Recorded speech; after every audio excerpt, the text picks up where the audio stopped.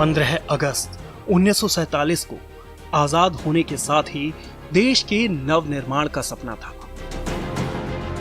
वहीं चुनौतियों का अंबार भी था। विभाजन की त्रासदी से गुजर रहे और रियासतों में बटे देश को एकजुट करने की जिम्मेदारी को भी हमारे नीति निर्माताओं ने अथक प्रयासों से निभाया। जिस चीज से मुल्क को फायदा नहीं होता है, उस चीज से आकर हमको खुद को भी नुकसान होता है। वो चीज हमें समझ के हमें जो हिंदुस्तान आज सदियों के बाद एक हुआ है और एक मौका मिला है, वो घुमाना नहीं चाहिए। पूरे देश को संविधान के तहत एक सूत्र में बांधा गया। जम्मू कश्मीर में विशेष परिस्थितियों की वजह से भारतीय संविधान के आवश्यक प्रावधानों को राज्य में लागू करने के लिए अस्थायी अनुच्छेद 370 को लागू किया गया। सीमा पार से होने वाले हस्तक्षेप के चलते समस्याएं जटिल होती गईं। वहीं अनुच्छेद 370 की आड़ में सरकारें अपनी जिम्मेदारी निभाने से बचती रहीं। परिणाम ये हुआ कि 70 साल तक राज्य के निवासी कठिनाइयों का सामना करते रहे। राज्य विकास की दौड़ में पिछड़ गया। इस अनुच्छेद के विशेष प्रावधान खत्म होने के बाद 15 अगस्त 2019 को प्रधानमंत्री ने लाल किले की प्राचीर से ऐलान किया कि अब वक्त आ गया है कि जम्मू कश्मीर के विकास में सभी देशवासियों को कदम मिलाकर आगे बढ़ना होगा। जम्मू कश्मीर और लद्दाख के नागरिकों की आशा आकांक्षा पूरी हो, ये हम सबका दायित्व है। उनके सपनों को नए पंख मिले, ये हम सबकी जिम्मेवारी है। और उसके लिए 130 करोड़ देशवासियों ने इस जिम्मेवारी को उठाना है और इस जिम्मेवारी को पूरा करने के लिए जो भी रुकावटें सामने आई हैं, उनको दूर करने का हमने प्रयास किया है। नमस्कार, स्वागत है आपका संसद टीवी में। मैं हूं नवविक्रम सिंह। अनुच्छेद 370 के बाद जम्मू कश्मीर को कई विकास परियोजनाओं का तोहफा मिला। सरकार ने यहां बदलाव के लिए कई प्रयास किए। आज जम्मू कश्मीर पर अपनी विशेष श्रृंखला की इस कड़ी में जानेंगे जम्मू कश्मीर में प्रशासनिक सुधारों के बारे में, साथ ही सरकार की नई पहल के बारे में।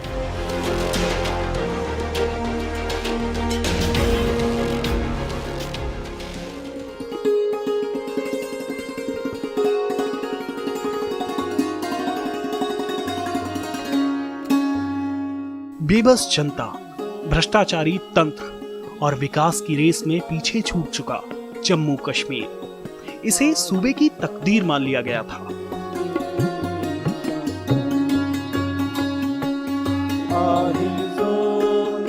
अनुच्छेद 370 की जंजीरों की वजह से केंद्र सरकार लाचार सी नजर आती थी। यहां दशकों तक जनता की उम्मीदें नजरअंदाज होती रहीं।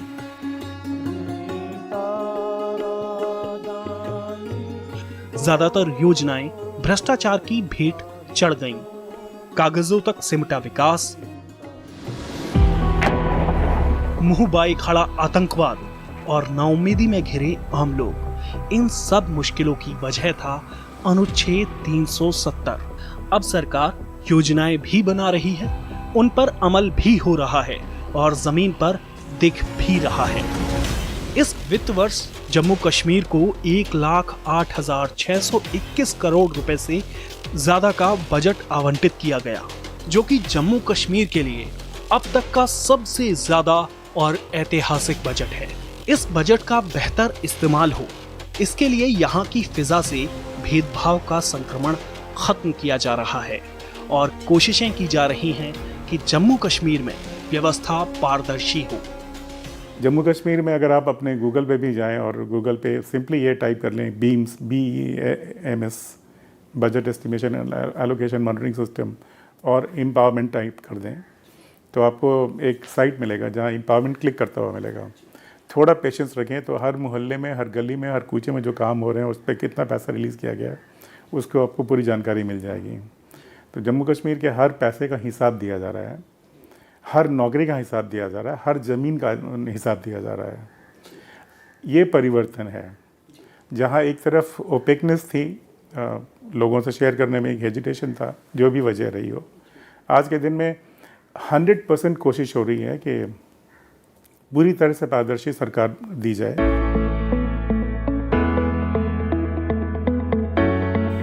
सड़क है तो गति है, गति है तो प्रगति है। कुछ साल पहले जम्मू कश्मीर में जब लद्दाख भी शामिल था, तब यहाँ नेशनल हाईवे 1695 किलोमीटर था, जो अब 2200 किलोमीटर हो गया है।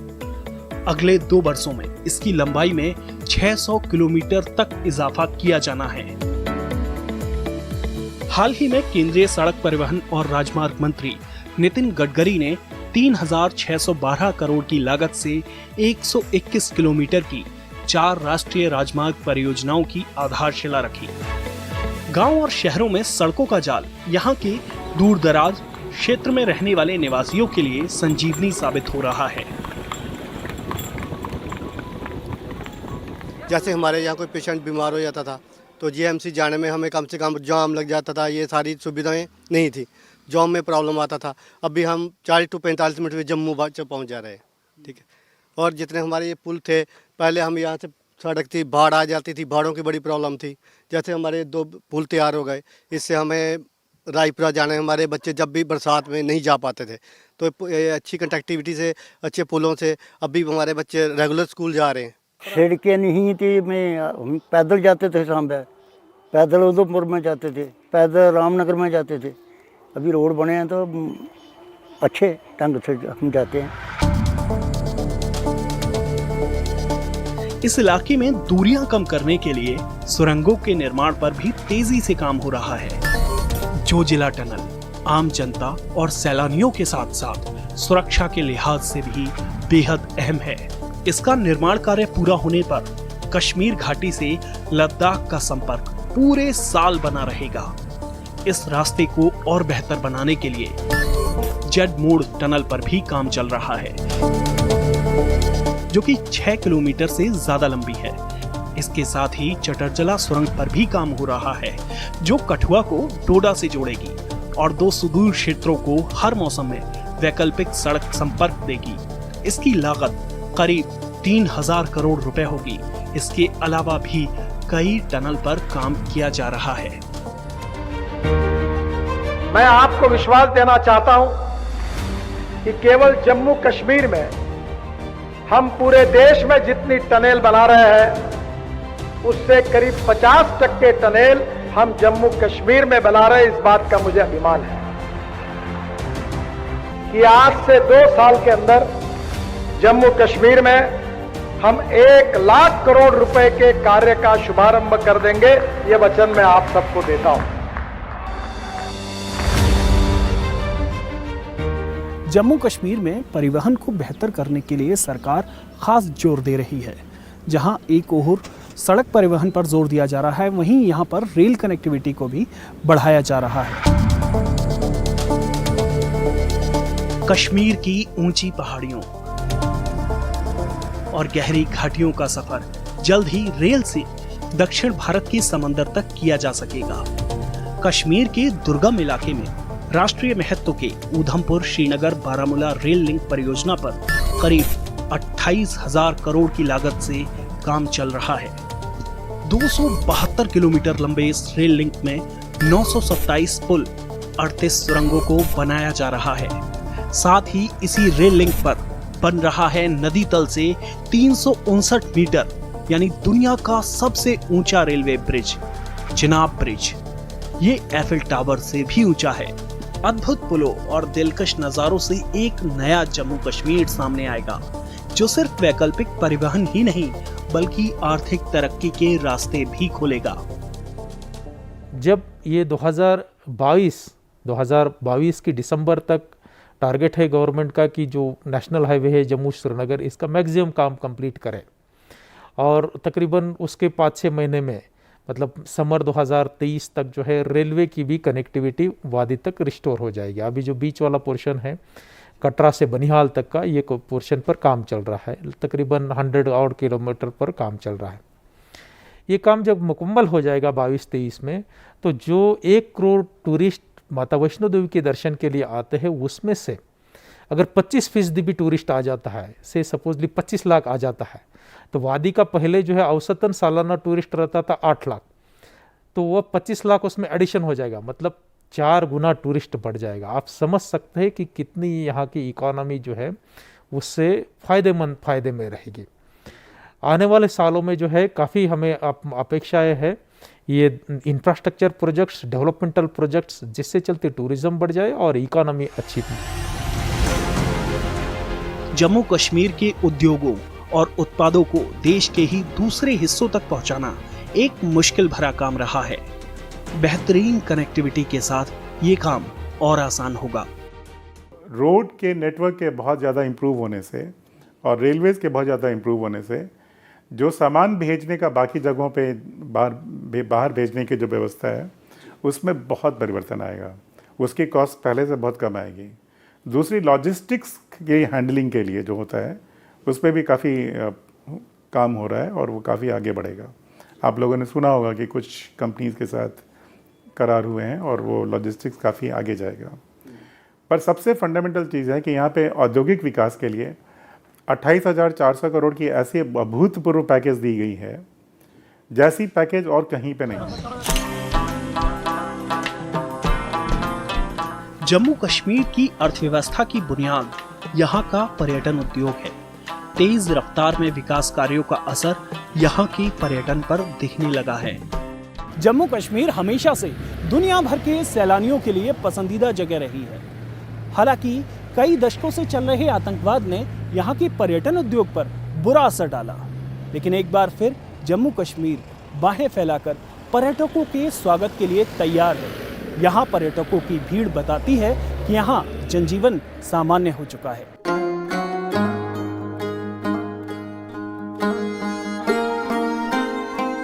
एक तरफ तमाम रंगों में रंगी ये वादियां, तो दूसरी तरफ झील पर किसी गहने की तरह सजे ये शिकारे।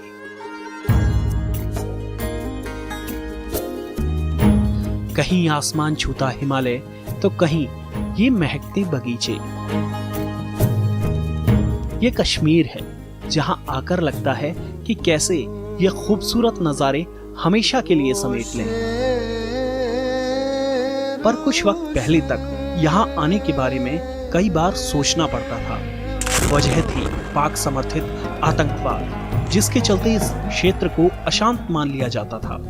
पर सरकार की कोशिशें रंग ला रही हैं। अभी नवंबर महीने में ही पिछले 7 साल का रिकॉर्ड टूटा है और सैलानियों की तादाद 1.25 लाख को पार कर गई। अक्टूबर महीने में भी करीब 1 लाख सैलानी यहाँ आए थे। अब यहाँ रौनक लौटने लगी है। बाजार, होटल और शिकारे फिर से आबाद होने लगे हैं। यहाँ पे सभी लोग बहुत अच्छे हैं, लेकिन शुरू में था कि यहाँ पे ऐसा कुछ होगा, ऐसा कुछ, लेकिन ऐसा कुछ नहीं है। बहुत अच्छा लगा। यहाँ के लोग भी बहुत अच्छे हैं। टूरिस्ट इस साल आया है, बहुत है। हमको मुंबई में अच्छा आया, टूरिस्ट इधर आया है, हमें हैप्पी है इधर है।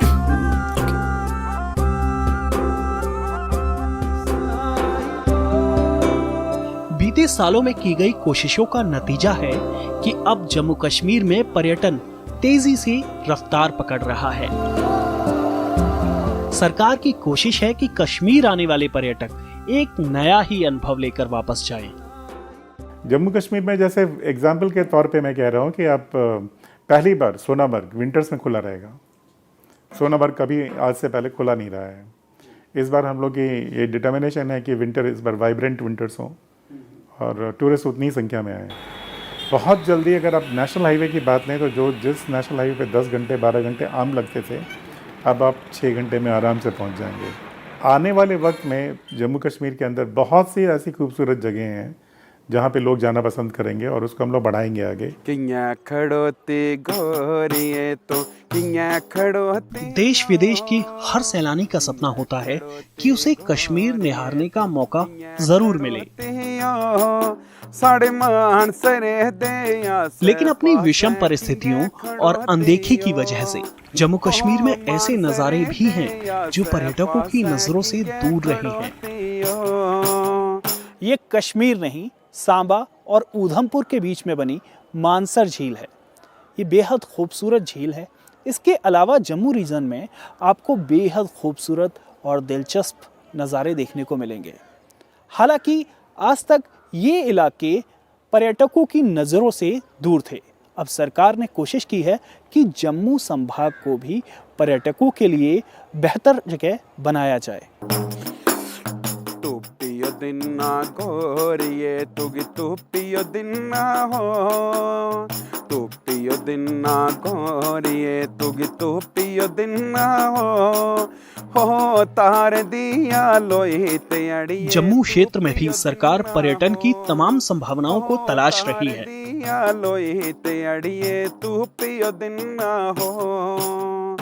अगर आप जम्मू की बात करें, जम्मू में लोग समझते हैं कि टूरिस्ट के लायक कोई जगह नहीं है।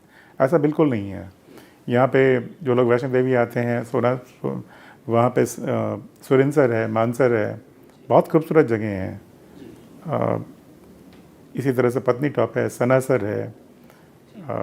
तो बहुत सारी ऐसी जगह हैं जिनके बारे में लोग थोड़ा बहुत जानते हैं। अब हमारी कोशिश होगी कि वो लोग उसको अच्छी तरह जाने।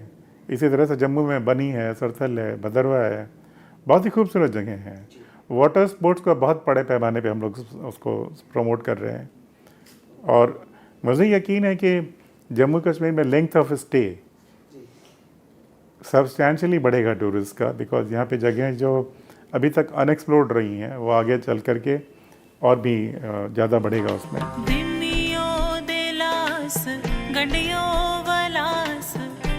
जाहिर है सैलानियों का रुझान जम्मू कश्मीर की ओर बढ़ा है। जब परिवहन से जुड़ी हुई बाकी परियोजनाएं पूरी हो जाएंगी तो जम्मू कश्मीर में पर्यटन उद्योग को एक बेमिसाल रफ्तार मिलेगी। इसके अलावा यहाँ बुनियादी ढांचे को मजबूत करने के लिए स्वास्थ्य के क्षेत्र में भी अहम कदम उठाए जा रहे हैं। जम्मू कश्मीर में स्वास्थ्य के क्षेत्र में बुनियादी ढांचा मजबूत करने के लिए सरकार कई कदम उठा रही है। जहां एक ओर मौजूदा अस्पतालों को बेहतर किया जा रहा है, वहीं दूसरी ओर नए मेडिकल कॉलेजों का निर्माण भी किया जा रहा है। ये है गोल्डन कार्ड।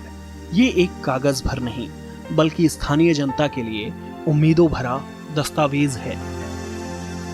आयुष्मान भारत के तहत सेहत योजना का लाभ उठा रहे महराजुद्दीन के परिजन इस अस्पताल में भर्ती हैं।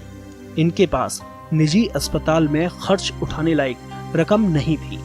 इन्हें इस कार्ड के जरिए निशुल्क सारी सुविधाएं मिल गईं। कोई पैसा नहीं लिया किसी ने, कुछ भी खर्च नहीं हो गया, बहुत फ़ायदा हो गया। उधर पहले पेमेंट करना होता, फिर जो सुई भी उधर बाज़ार से लानी पड़ती है। जब छुट्टी मिलती है फिर भी पेमेंट करता है, तब तक नहीं छोड़ता है उधर से पेमेंट में। गोल्डन कार्ड से बहुत फ़ायदा है। मान लें अगर कुछ लोगों के पास गोल्डन कार्ड नहीं भी है तो भी उन्हें मुश्किल ना हो, इसके लिए सरकार ने इंतजाम किए हैं। अगर नहीं है फिर हम यहीं पे बनवाते हैं उनका गोल्डन कार्ड। इसके लिए खाली 2 चीज़ें compulsory, ration card and Aadhaar card, that's it. You can ask. हमारे ऊपर अभी पेशेंट्स 4-5 पेशेंट्स होंगे, उनकी आज ही सर्जरी हुई है, उनका सारा फ्री होता है। It's up to 5 lakh. जो भी डायग्नोसिस होगी, जो भी मेडिसिन, उनका जो भी खर्चा होगा वो यही कवर करता है आयुष्मान भारत। सरकार यहाँ स्वास्थ्य क्षेत्र में विकास पर 7,177 करोड़ रुपए खर्च कर रही है। ये मेरे पीछे जो आप देख रहे हैं, ये जम्मू संभाग के लाखों लोगों की उम्मीदों का घर है। यहाँ एम्स बन रहा है। इसके साथ ही कश्मीर रीजन में भी एक एम्स का निर्माण हो रहा है और इसके अलावा कई मेडिकल कॉलेज बन रहे हैं जो पूरे जम्मू कश्मीर के चिकित्सा क्षेत्र में एक बड़ा बदलाव करने वाले हैं। अभी कोविड काल में जम्मू कश्मीर के दुर्गम इलाकों में बसे गांव में भी वैक्सीनेशन के लिए स्वास्थ्य कर्मी पहुंचे थे। फिलहाल जम्मू कश्मीर के लोगों को इलाज के लिए जद्दोजहद न करनी पड़े, इसके लिए सरकार यहाँ 2 नए एम्स, 7 नए मेडिकल कॉलेज, 10 नए नर्सिंग कॉलेज, 2 स्टेट कैंसर संस्थान बनाने जा रही है। हेल्थ इंफ्रास्ट्रक्चर की प्रॉब्लम नहीं है। दूसरी बात आपने करी कि कुछ लोग चंडीगढ़ जाया करते थे इलाज के लिए। बहुत जल्दी वो दिन ख़त्म हो जाएंगे। जम्मू कश्मीर लोग आएंगे अपना इलाज कराने के लिए, उल्टा नहीं होगा, और उस तरफ हम लोग बढ़ रहे हैं। चिकित्सा समेत अन्य क्षेत्रों में जनता को सहूलियत हो, इसके लिए सरकार अब डिजिटल व्यवस्था को भी बढ़ावा दे रही है। दरबार मूव जम्मू कश्मीर में एक बहुत पुरानी परंपरा रही है, जिसमें सर्दियों में श्रीनगर और गर्मियों में जम्मू सचिवालय का कामकाज लगभग ठप पड़ जाता है। ये डिजिटल युग में अब अप्रासंगिक सा लगता है, इसलिए सरकार ने दरबार मूव को खत्म करके एक बड़ा प्रशासनिक सुधार का कदम उठाया है। दरबार मूव के तहत लगभग 10,000 कर्मचारियों को हर 6 महीने में अपना आवास और कार्यस्थल बदलना पड़ता था, जिस पर लगभग 200 करोड़ रुपए से ज्यादा का खर्च आता था। इन सबसे ऊपर सबसे ज्यादा मुश्किलें जनता को आती थी, जिन्हें सचिवालय से जुड़े किसी काम के लिए लंबा सफर करना पड़ता था। जो सबसे ऊपर जनता है, जनता जनार्दन, तो जनता को ये फायदा है कि कभी 6 महीना उनको जम्मू आना पड़ता था कश्मीर के लोगों को अपने काम करवाने के लिए, क्योंकि कैपिटल यहाँ मूव करता था, और 6 महीने कश्मीर में जम्मू के लोगों को जाना पड़ता था, क्योंकि समर कैपिटल कश्मीर था। तो होता क्या है कि उसमें कितने लोगों का डिस्प्लेसमेंट है, कितना कुछ है। तो जब दोनों जगह 12-12 महीना सेक्रेटेरिएट चलता रहे, तो आप सोचिए कि लोगों की वो चिंता ही खत्म हो जाती है। तो उसमें सबसे बड़ा रिफॉर्म, क्योंकि पूरे भारतवर्ष में भारत सरकार में ई ऑफिस का इम्प्लीमेंटेशन हुआ, बट जम्मू कश्मीर में ई ऑफिस खास महत्व रखता है, जिसको हमने एक टाइम बाउंड तरीके से इम्प्लीमेंट किया। जम्मू कश्मीर में प्रशासनिक सुधार की दिशा में बड़ा कदम लैंड रिकॉर्ड को डिजिटाइज किया जाना है। अभी हाल में हमने एक प्रोग्राम शुरू किया, आपकी ज़मीन आपकी निगरानी। उसके तहत जो स्कैन रिकॉर्ड्स हैं रेवेन्यू के, 4 खास करके, म्यूटेशन, गिरदावरी, जमाबंदी और मसावी, वो ऑनलाइन उपलब्ध करा दिए गए हैं। जो है वो उपलब्ध करा दिया गया है। जो किसी ने हटा लिया हो, गायब कर लिया हो, तो उसके खिलाफ कार्रवाई की जाएगी। अब जम्मू कश्मीर के हर गांव को डिजिटली जोड़ने की मुहिम पर भी काम किया जा रहा है। कहीं पे कोई भी चीज़ पुलिस को लेके कोई भी आपकी वो हो, आप डायरेक्टली हमारे ऑनलाइन सिस्टम पे जा सकते हैं। वैसे ही रेवेन्यू को लेकर कुछ भी हो, आप ऑनलाइन सिस्टम पे आ सकते हैं। ई ऑफिस ऑनलाइन हो चुका है।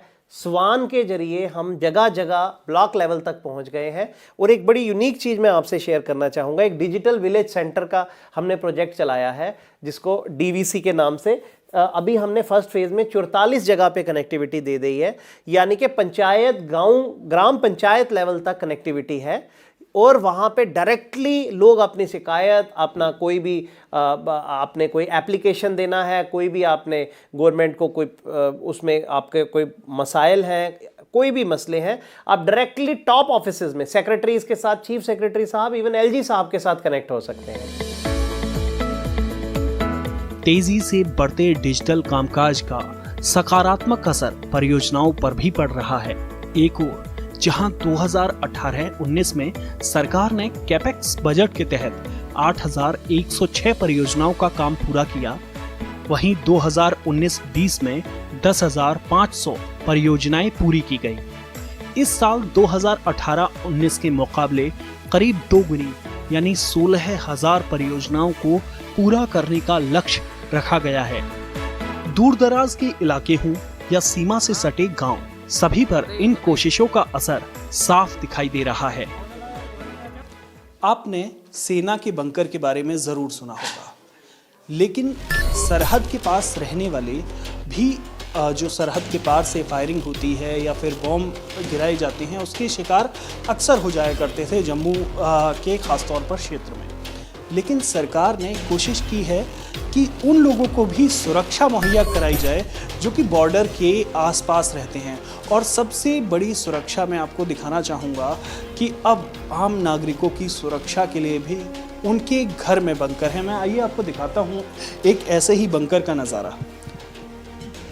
ये बंकर है, इसकी जो दीवारें हैं ये ईंट नहीं बल्कि कंक्रीट की बनी हुई हैं।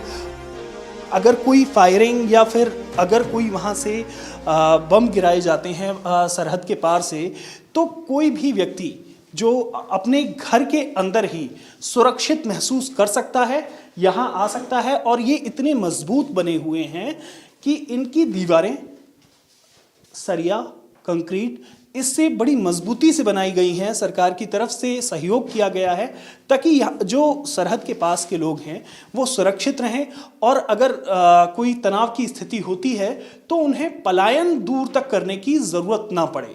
तो ये एक बड़ा कदम है सरकार का, जो सरहद के आसपास लोग रहते हैं उनके लिए। फिलहाल ये बंकर सीमा के 2 किलोमीटर के आसपास के घरों में मौजूद हैं। अब इनका दायरा बढ़ाया जा रहा है।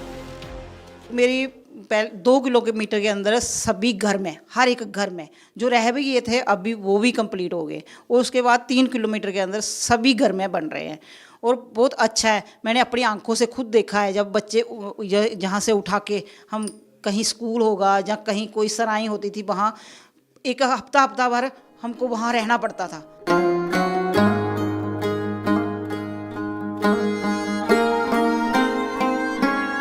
जम्मू कश्मीर में तेज रफ्तार से हो रहे विकास की वजह से यहाँ के लोगों में बेहतर भविष्य को लेकर उम्मीद जगी है।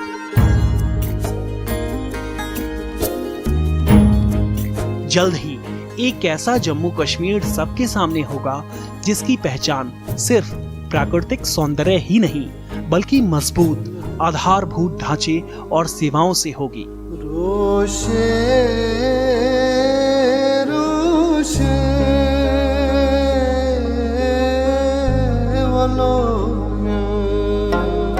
जम्मू कश्मीर में बदलावों के बारे में हमारी इस कड़ी में इतना ही।